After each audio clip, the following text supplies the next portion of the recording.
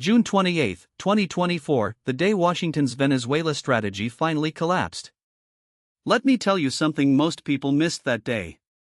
It wasn't just another round of sanctions, another diplomatic protest, or another fiery speech from Nicolas Maduro. No, what happened on June 28 was the quiet, unceremonious death of a 20-year American strategy toward Venezuela. And if you weren't paying close attention, you'd think it was just another routine failure in a long line of them. But it wasn't. This was different. This was the moment the United States finally admitted, without saying it out loud, that its entire approach to Venezuela had been built on a series of catastrophic miscalculations. I've spent the better part of 3 decades studying U.S. foreign policy in Latin America, from the Cold War to the war on drugs to the so-called democracy promotion era.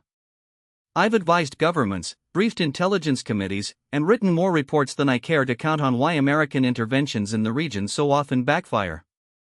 And what I can tell you now is Washington's Venezuela policy wasn't just flawed, it was doomed from the start. Not because Maduro is a saint, not because Venezuela's crisis isn't real, but because the people crafting U.S. strategy fundamentally misunderstood the forces at play. They thought they were dealing with a weak regime on the brink of collapse. What they got instead was a masterclass in how not to conduct great power competition in the 21st century. So let's start with the official story, the one you've been hearing for years. The one that goes something like: the official Venezuela is a failed state, and the U.S. is trying to fix it. For over a decade, the U.S. government has presented Venezuela as a cautionary tale, a once prosperous nation brought to its knees by socialist mismanagement, corruption, and authoritarianism. The numbers seem to back this up. Since Hugo Chavez took power in 1999, Venezuela's GDP has shrunk by more than 75%. Hyperinflation once reached 1 million%. More than 7 million people, nearly a quarter of the population, have fled the country. The state oil company, PDVSA, which once funded Chavez's social programs, is now a hollowed-out shell, producing less than a third of what it did in the 1990s. And Maduro, we're told, has clung to power through brutal repression, rigged elections, and the systematic dismantling of democratic institutions. The U.S. response has been a mix of economic warfare, diplomatic isolation, and covert pressure. Sanctions began under Obama, escalated under Trump, and have continued under Biden, targeting everything from oil exports to the country's gold reserves. The Treasury Department has frozen billions in Venezuelan assets. The State Department has recognized Juan Guaidó, the opposition leader, as the country's legitimate president. And in 2019, the U.S. even backed a failed coup attempt, complete with a bizarre video of Guaidó standing in front of a military base calling for rebellion. The logic behind this approach has been squeeze the regime economically until it either collapses or agrees to free and fair elections. As then Secretary of State Mike Pompeo put it in 2020, the circle is tightening. The moment of democratic transition is near. Even under Biden, the message hasn't changed much. When the administration briefly eased some sanctions in 2023 in exchange for electoral concessions, it was framed as a carrot to encourage Maduro to play ball. When he didn't, the sanctions snapped back into place. The media has largely echoed this narrative. The New York Times has run countless stories on Venezuela's economic freefall. CNN has aired segments on Maduro's brutal crackdowns. And think tanks from the Heritage Foundation to the Brookings Institution have published reports arguing that U.S. policy, while imperfect, is the only way to force change in Caracas. But here's the problem with this: it assumes that the U.S. is the primary actor in Venezuela's crisis, that sanctions are a surgical tool, and that Maduro's regime is a fragile house of cards just waiting for the right push. None of that is true. And the events of June 28 proved it. But what Washington got wrong? Let's start with the most obvious: the assumption that sanctions would force Maduro to negotiate. The U.S. has imposed some of the most aggressive economic measures in modern history on Venezuela, more severe, in many ways, than those on Iran or North Korea. And yet, Maduro is still in power. Not only that, but his regime has actually consolidated control over the past 5 years. How? First, sanctions didn't just hurt the regime, they strengthened it. When the U.S. cut off Venezuela's access to global financial markets, Maduro didn't fold. He adapted. He turned to Russia and China for loans, to Iran for oil refining expertise, to Turkey for gold trading, and to a network of shadowy intermediaries to sell oil at deep discounts. The result? While Venezuela's economy is a disaster, the regime has found ways to survive and even profit. A 2023 report from the Center for Economic and Policy Research found that U.S. sanctions had cost Venezuela's economy $6 billion per year in lost oil revenue.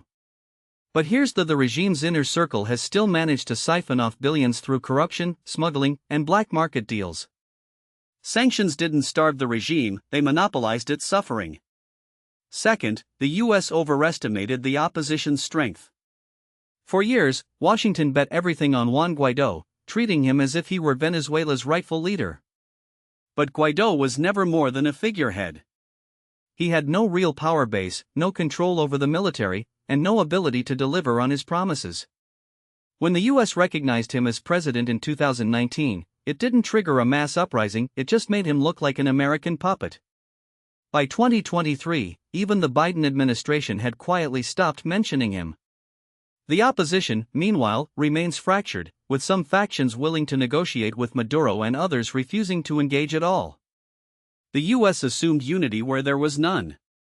Third, and most critically, Washington underestimated the role of external actors. The U.S. treated Venezuela as if it were an isolated problem, a rogue state that could be brought to heel through pressure. But Venezuela isn't isolated, it's a key node in a much larger geopolitical game. Russia sees it as a strategic foothold in the Western Hemisphere. China views it as a critical supplier of oil and a testing ground for its global influence. Iran uses it as a base for its proxy networks. And Cuba, which has thousands of intelligence and military advisors in Venezuela, sees it as essential to its own survival. When the U.S. imposed sanctions, it wasn't just targeting Maduro, it was taking on a coalition of revisionist powers that have no intention of letting Venezuela fall. This brings us to the real reason Washington's strategy. Venezuela isn't just a country, it's a battleground in the new Cold War. The geopolitical why Venezuela matters more than you think. Let me be clear about the U.S. didn't just miscalculate in Venezuela, it miscalculated the entire global order. For the past 3 decades, Washington has operated under the assumption that it could maintain unipolar dominance, that the rules-based international order was self-sustaining, and that smaller nations would eventually fall in line. But that world is gone. We're now in an era of great power competition, where the US, China, and Russia are engaged in a struggle for influence that assesses every continent. And Venezuela? It's one of the most important fronts in that struggle. Here's 1. Russia's foothold in America's backyard. During the Cold War, the Soviet Union tried to establish a presence in the Western Hemisphere through Cuba. Today, Russia is doing the same, but with Venezuela. Moscow has poured billions into Venezuela's oil sector, supplied advanced weapons systems, and even deployed nuclear-capable bombers to the country. In 2019, when the U.S. backed Guaidó's coup attempt, Russia sent in military advisors to prop up Maduro. Why? Because Venezuela is Russia's most reliable ally in the Americas, a place where it can project power, challenge U.S. dominance, and force Washington to divert resources away from other theaters. 2. China's energy lifeline. China doesn't care about Venezuela's democracy. It cares about Venezuela's oil. The country sits on the world's largest proven oil reserves, and China has been happy to buy that oil at a discount, even as U.S. sanctions make it harder for others to do so. Beijing has also provided billions in loans, invested in infrastructure, and even helped Venezuela launch its own cryptocurrency to bypass U.S. financial restrictions. For China, Venezuela is a critical part of its Belt and Road Initiative, a way to secure energy supplies, extend its influence, and undermine U.S. sanctions regimes. 3. Iran's proxy network. Iran has used Venezuela as a base for its Quds Force operatives, its Hezbollah allies, and its global sanctions evasion networks. In 2020, the U.S. seized 4 Iranian tankers carrying fuel to Venezuela, but that was just the tip of the iceberg. Iran has also helped Venezuela restart its refineries, supplied drones, and even explored joint military exercises. For Tehran, Venezuela is a way to strike back at the U.S. without directly confronting it, just as it does in Syria, Iraq, and Lebanon. 4. Cuba's survival strategy. Cuba's economy is in shambles, but it still has one Venezuela. Havana sends doctors, intelligence officers, and military advisors to Caracas in exchange for heavily subsidized oil. Without Venezuela, Cuba's regime would collapse. That's why Havana has been Maduro's most steadfast ally, even more than Russia or China. The US seems to have forgotten that Cuba has been playing this game for decades, and it's very, very good at it. Now, here's where Washington's miscalculation becomes truly dangerous.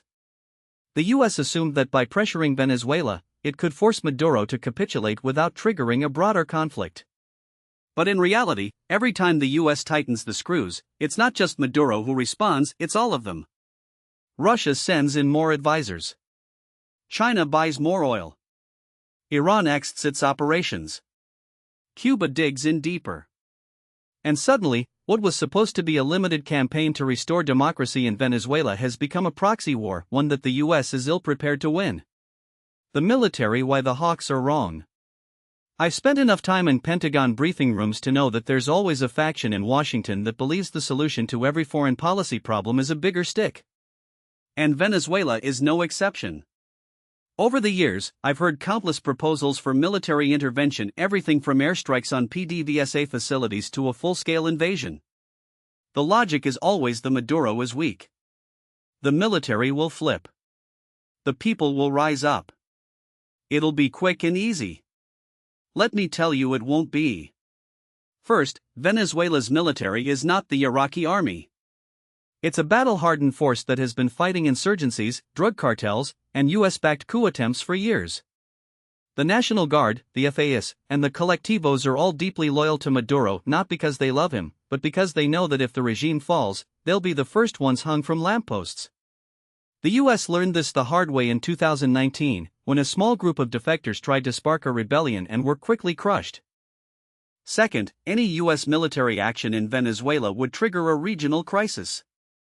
Colombia, which has its own history of US intervention, would likely resist hosting American troops. Brazil, under Lula, would condemn it. Mexico would use it as an excuse to deepen ties with Russia and China. And Cuba? Cuba would see it as an existential threat. The last thing the US needs is another front in a global conflict, especially one that could drag in half of Latin America.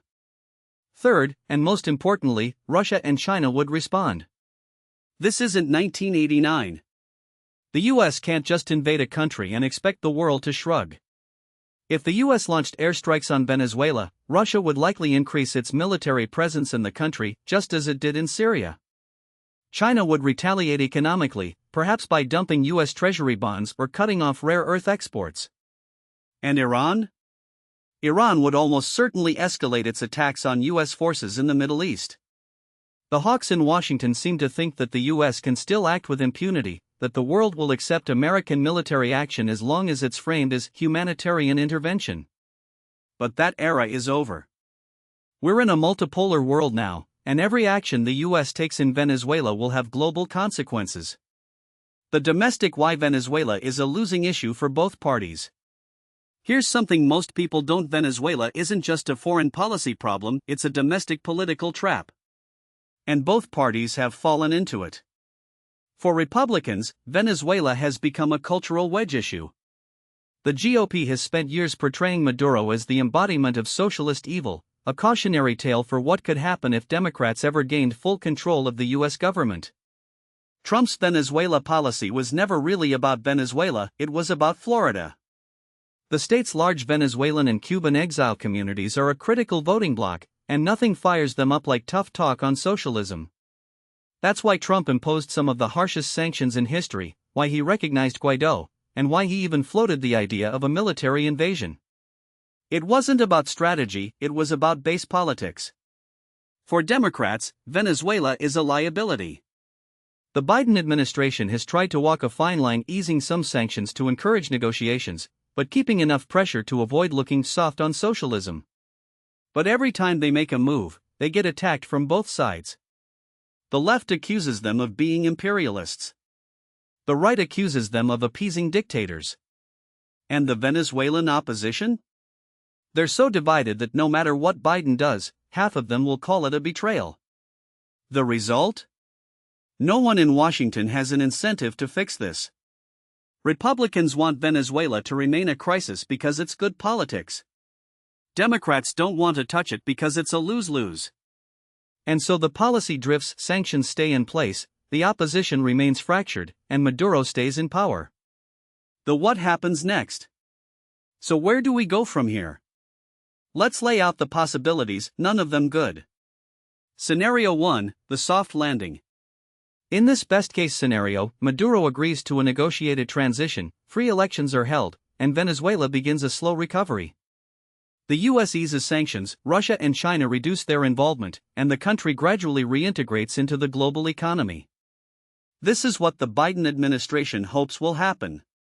But here's the: Maduro has no reason to negotiate. He survived sanctions, coups, and mass protests. Why would he give up power now?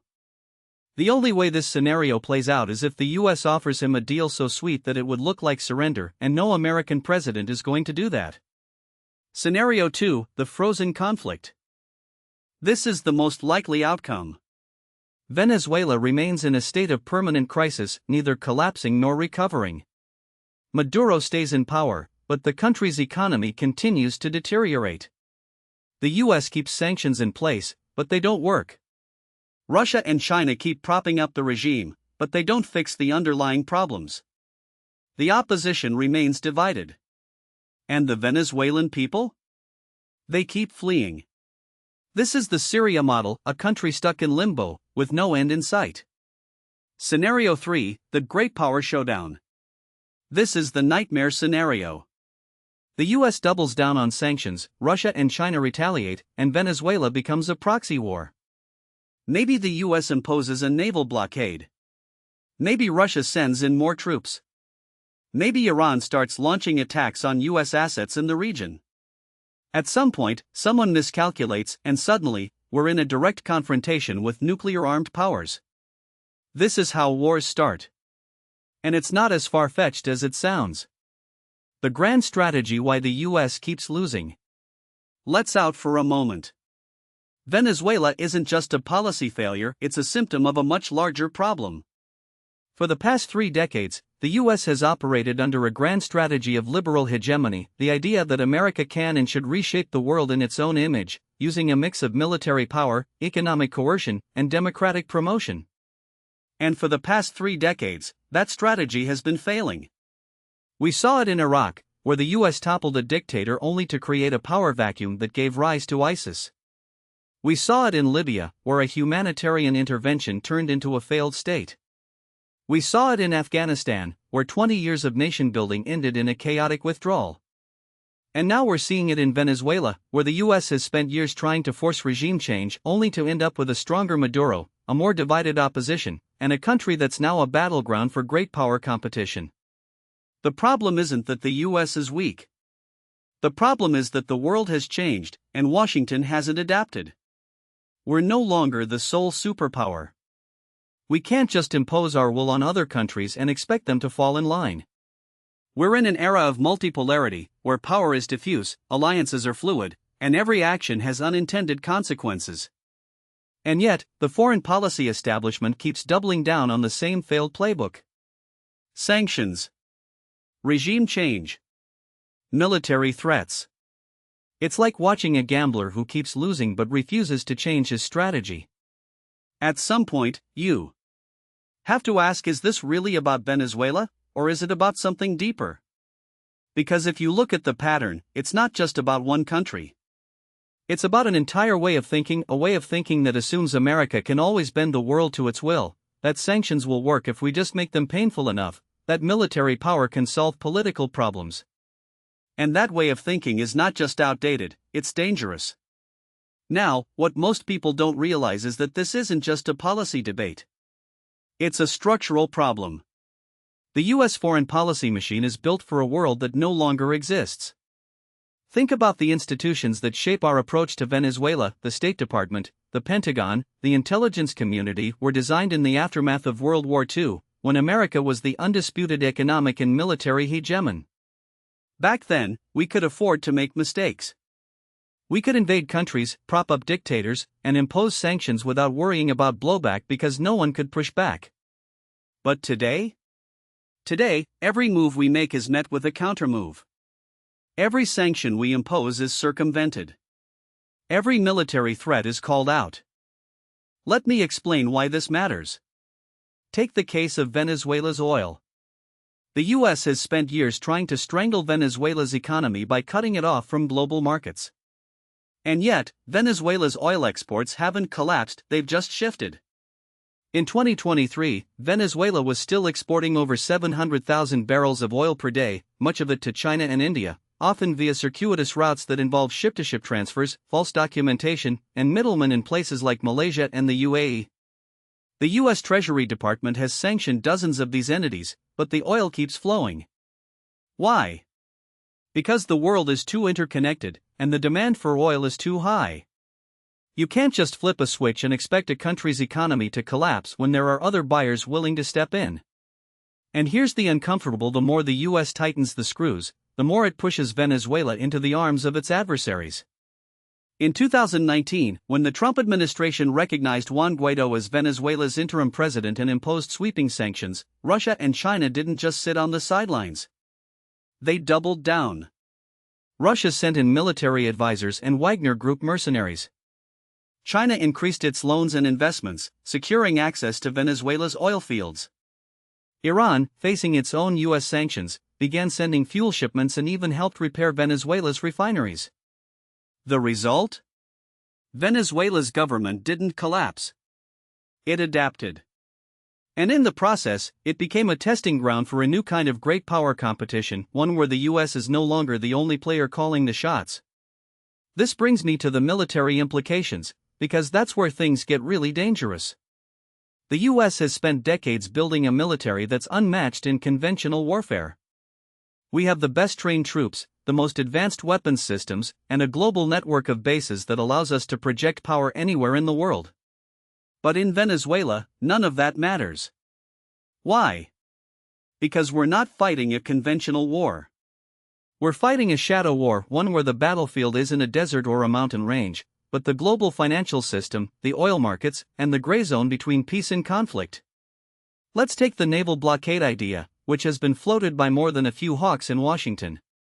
On paper, it sounds cut off Venezuela's oil exports, strangle its economy, and force Maduro to step down. But in practice? It's a nightmare. First, you'd need to intercept ships in international waters, which is legally dubious and risks escalating into direct confrontations with Russia, China, or Iran. Second, you'd have to deal with the fact that Venezuela's oil is often shipped on vessels with flags of convenience, making it hard to know who's really behind the cargo. Third, you'd have to contend with the fact that other countries like Turkey, India, and even some U.S. allies might not go along with the blockade, creating diplomatic rifts. And fourth, you'd have to ask what happens when Venezuela retaliates. Do they start targeting U.S. assets in the region? Do they encourage their allies to do the same? Do they escalate in ways we can't predict? This is the problem with military solutions in a multipolar world. They assume that the other side will play by our rules, that they'll back down when we flex our muscles. But that's not how it works anymore. In 2020, when the U.S. sent warships to the Caribbean to intercept Iranian fuel shipments bound for Venezuela, Iran didn't back down.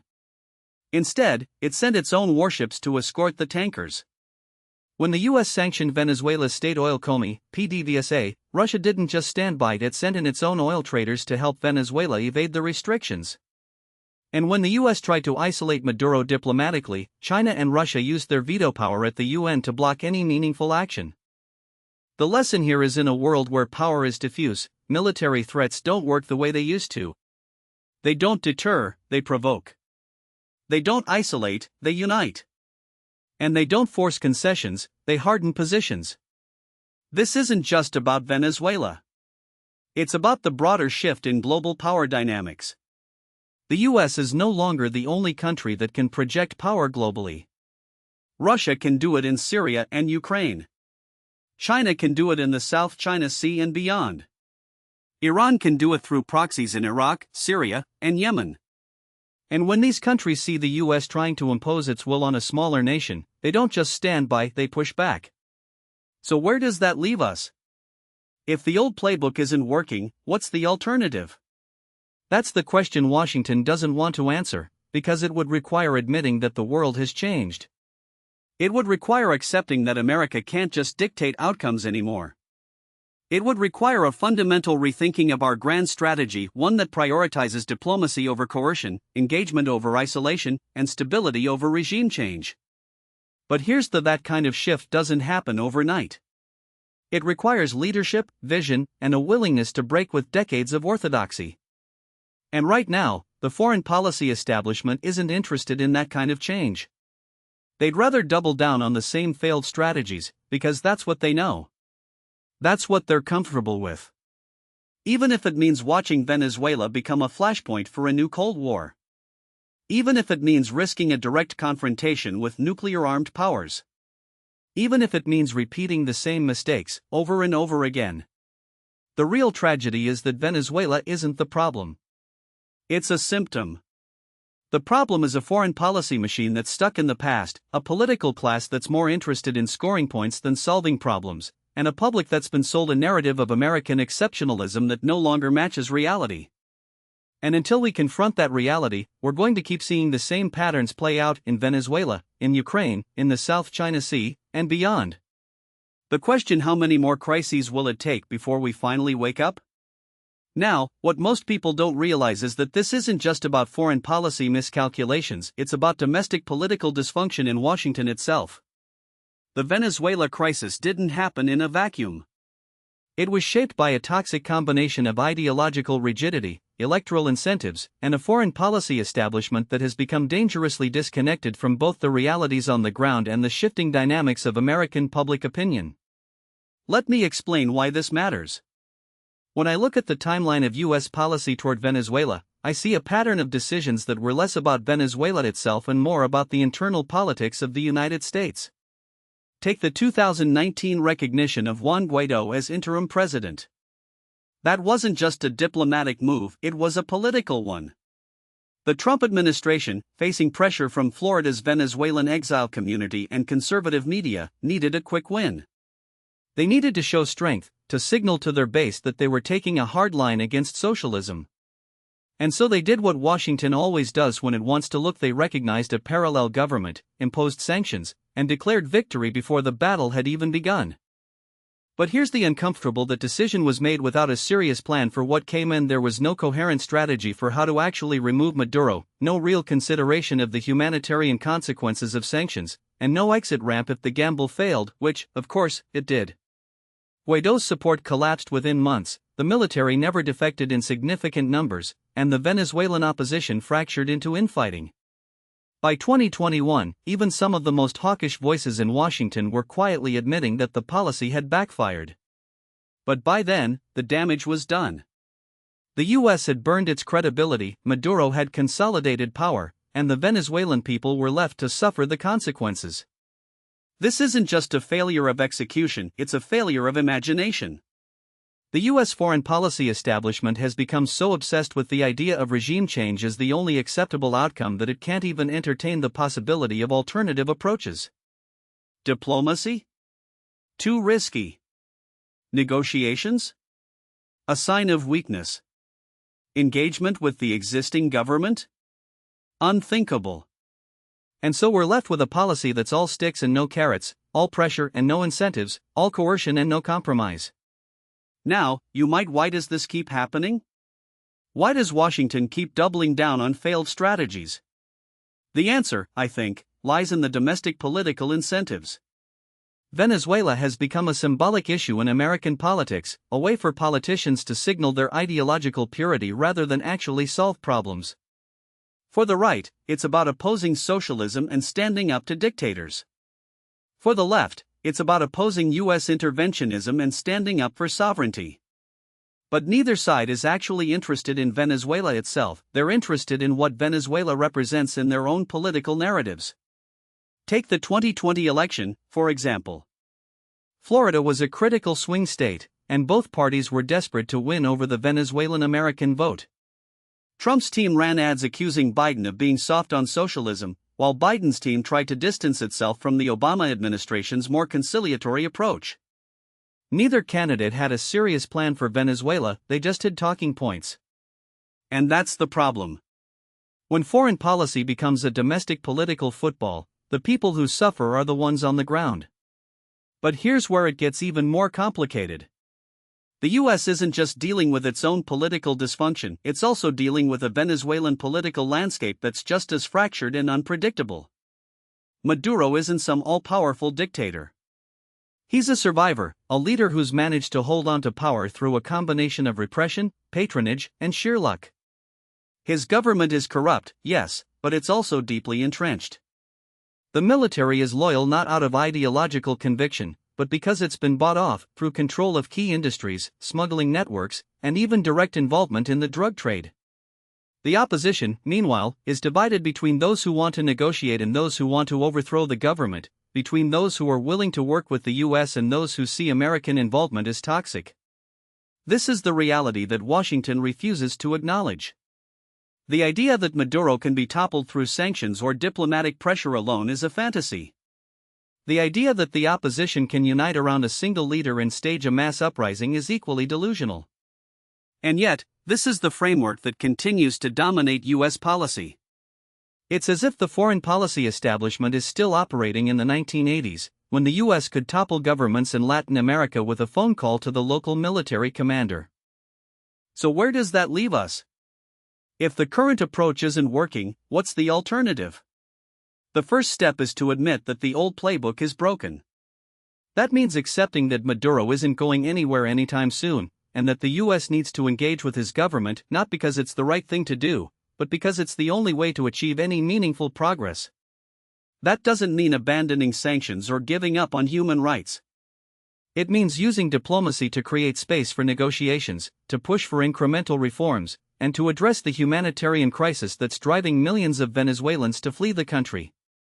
But this kind of shift would require political courage, and right now, there's very little of that in Washington.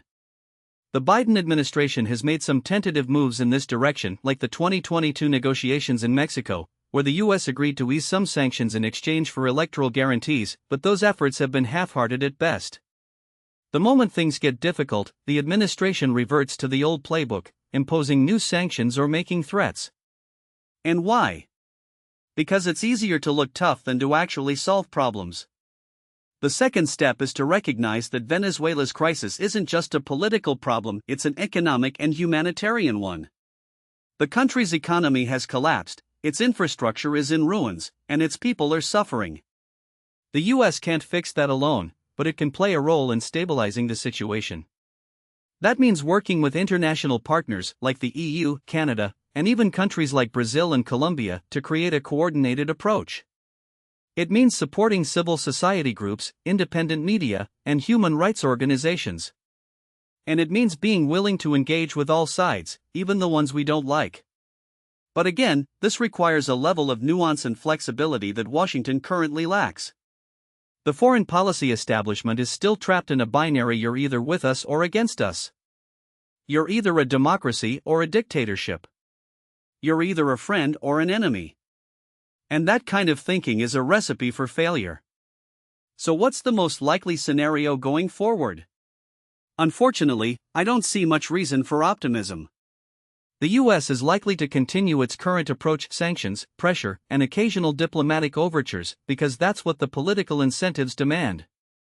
Maduro, for his part, will continue to play the victim, using US hostility to rally his base and justify his repression. The opposition will remain divided, the economy will continue to struggle, and the Venezuelan people will keep paying the price. But there's a wild card: the 2024 US election. If Trump wins, we could see a return to the more aggressive approach of his first term: more sanctions, more threats, more recognition of parallel governments. If Biden wins, we might see a continuation of the current policy, with occasional diplomatic efforts that go nowhere. Either way, the fundamental dynamics won't change. The US will still be stuck in its old ways, and Venezuela will still be caught in the middle. The real tragedy is that this doesn't have to be the case. There are alternative paths that prioritize stability over regime change, engagement over isolation, and diplomacy over coercion. But those paths require something that Washington currently humility. The humility to admit that the US doesn't have all the answers. The humility to recognize that our power has limits.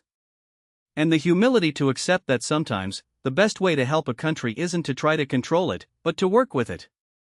Until that happens, Venezuela will remain a cautionary tale, a reminder of what happens when a superpower's foreign policy is driven more by domestic politics than by strategic thinking. And the rest of the world will keep watching, learning, and adapting in ways that leave the US increasingly isolated. That's the real cost of Washington's miscalculations. Not just a failed policy in Venezuela, but a broader erosion of American influence in a world that's moving on without us.